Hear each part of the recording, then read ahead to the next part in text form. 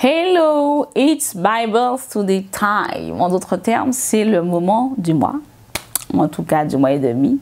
On va faire nos études bibliques, en train de mini-études bibliques. Et ce mois-ci, on va plonger les regards dans le livre de Job pour répondre à la question des représailles ou des attaques de l'ennemi face à la toute-puissance de Dieu. Si tu es intéressé ou que tu connais quelqu'un qui est intéressé, partage la vidéo, reviens et clique play. On se revoit juste après.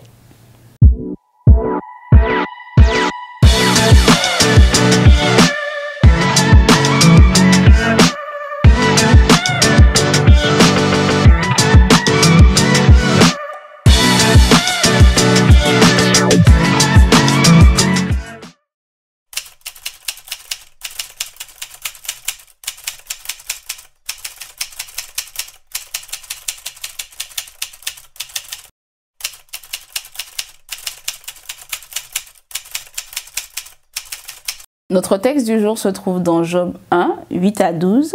Et je vais lire le texte comme ça, on est sur la même longueur d'onde. Alors, la Bible nous dit: Alors l'Éternel demanda à Satan: As-tu remarqué mon serviteur Job? Il n'y a personne comme lui sur la terre. C'est un homme intègre et droit. Un homme qui révère Dieu et qui évite de mal faire. Satan lui répondit: Est-ce vraiment pour rien que Job révère Dieu? N'as-tu pas élevé comme un rempart de protection autour de lui, autour de sa maison et autour de tous ses biens? Tu as fait réussir ses entreprises, ses troupeaux se sont multipliés dans le pays. Mais porte donc la main sur ses biens et sur les siens, et l'on verra s'il ne te maudit pas en face. Alors l'Éternel dit à Satan: Tous ses biens sont en ton pouvoir, ainsi que les siens, mais ne porte pas la main sur sa personne. Alors Satan se retira de la présence de l'Éternel. Alléluia. Gloire à Dieu pour sa parole. Alors, on observe plusieurs choses dans le texte. On est dans Bible Study Time, hein, donc on étudie le texte. Sauf quand c'est trop long, ou on fait quelque chose de plus large. Mais là, on est dans Job 1, 8 à 12. Donc, la première chose qu'on observe dans le texte, et n'hésite pas à me dire si tu vois d'autres choses en commentaire, Dieu est fier de Job et se vante de son comportement à Satan qui s'est présenté parmi les fils de Dieu. Ensuite, 2, Satan n'a pas pu attaquer Job parce que lui, sa famille et ses biens sont protégés par Dieu. Et oui, quand Dieu te protège, le gars ne peut rien faire.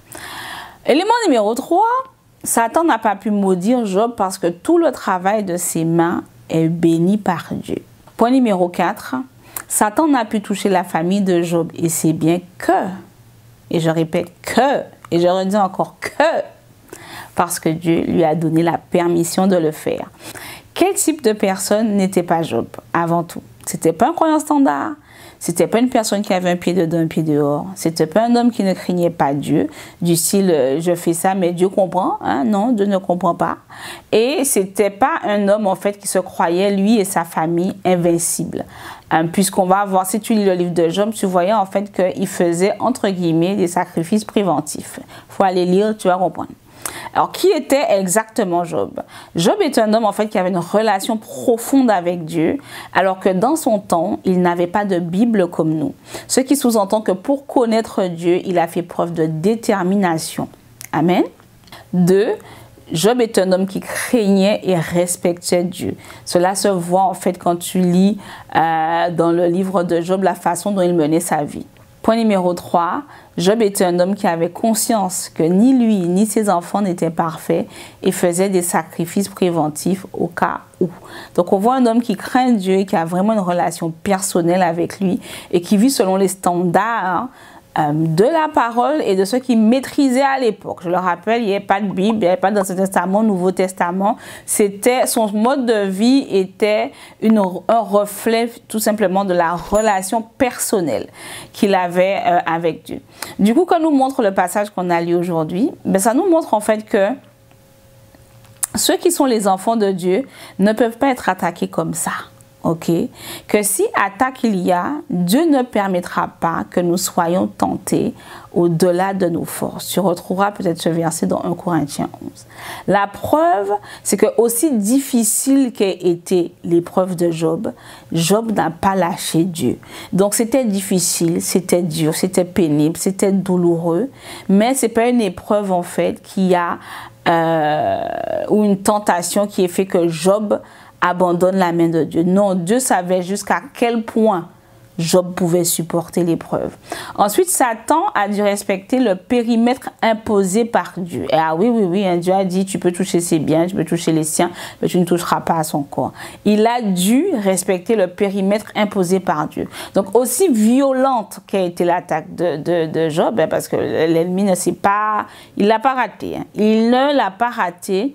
Il n'a pas non plus pu faire ce qu'il voulait. Ok, il n'a pas pu faire ce qu'il voulait avec Job et sa vie. Et en point numéro 3, Dieu peut permettre que nous soyons attaqués. Et oui, il peut le permettre, mais nous sommes déjà victorieux. Amen. Donc, à toi la femme guidée par le Saint-Esprit dont la vie est fondée sur la parole de Dieu, sache que l'ennemi ne peut pas t'attaquer comme il veut. S'il t'attaque, sache que Dieu a confiance en toi. Il n'est pas surpris par l'attaque, mais sache que tu ressortiras de cette épreuve, de cette tentation, comme Daniel, Meshach et Abednego, comme si de rien n'était. Tu ressortiras de cette épreuve plus forte, plus proche de Dieu et avec une compréhension plus profonde de ton identité en Christ en fait. L'épreuve, elle n'a pas pour objectif de te tuer, mais de te révéler qui tu es toi en tant que personne, en tant que femme, en tant qu'homme, et qui est Dieu. Parce que dans le cadre de Job, par exemple, qui est le livre, le passage qu'on étudie aujourd'hui, l'épreuve de Job lui a révélé qu'il était vraiment attaché à Dieu. Il a dit quelques bêtises, hein, mais il n'a pas lâché la main de Dieu en fait. Et malgré les montagnes russes émotionnelles et la douleur qui a été la sienne, ne l'oublions pas, il a perdu toute sa fortune et tous ses enfants en l'espace de 24 heures. Il n'a pas abandonné Dieu. Cette épreuve lui a permis de découvrir une autre facette de Dieu en fait. Et dans Job 42,5, il dit « Mon oreille avait entendu parler de toi, mais maintenant mes yeux t'ont vu. » Il a découvert une autre facette de Dieu. Donc, ne sois pas étonné que l'épreuve frappe à ta porte. Ne sois pas étonné quand Dieu permet à l'ennemi de te secouer un peu. Au contraire, attache-toi à Dieu, la victoire est certaine. Comme pour Job avant toi, ton épreuve a une date d'expiration.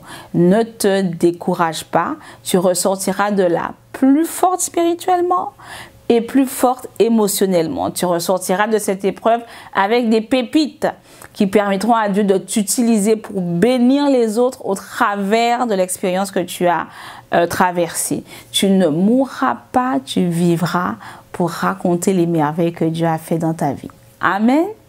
Prions. Seigneur, nous voulons nous remettre entre tes mains. Nous avons vu aujourd'hui que l'ennemi ne peut pas nous attaquer, détruire nos vies comme ça, Seigneur mon Dieu, dans la mesure où tu es celui qui est nos délices, de la mesure où nous faisons de toi nos délices, que nous sommes proches de toi, que nous avons une relation avec toi, de la même manière, en fait, Seigneur, tu es celui qui tient le gouvernail de nos vies et qui décide ce qui va se passer, ce qui ne va pas se passer. Les temps d'épreuve, les tentations vont arriver, ce n'est même pas une question, c'est une certitude. Mais nous prions, Seigneur mon Dieu, que quand ces temps frappent à notre porte, ou pour celles qui sont peut-être dans ce cadre-là aujourd'hui, que tu fortifies, Seigneur mon Dieu. Tu as dit qu'il n'y a aucune tentation qui ne nous a été donnée qui soit trop et que nous ne puissions la supporter, mais qu'avec la tentation, tu prévois aussi le moyen d'en sortir. Seigneur mon Dieu, alors que nous sommes tentés, alors que nous sommes éprouvés, alors que nous pensons que nous ne pouvons pas tenir, nous prions que ton Saint-Esprit exerce le ministère de consolation, de réconfort et qu'il fortifie chacune d'entre nous qui passe par une telle situation et chacune de celles qui passeront par une telle situation.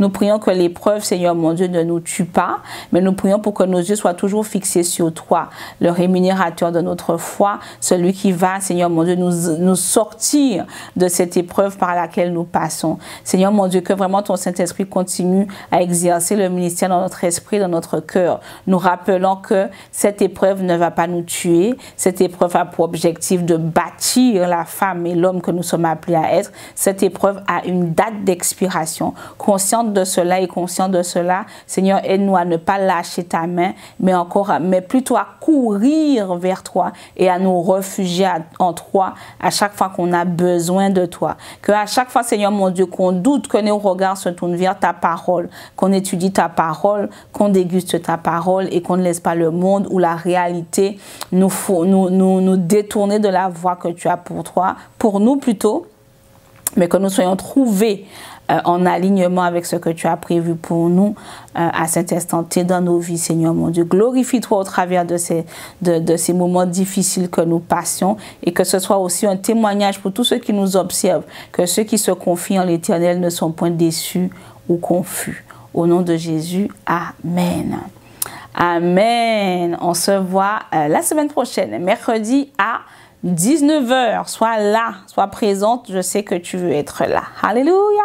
Amen. Amen, amen. À mercredi 19h. Bye bye.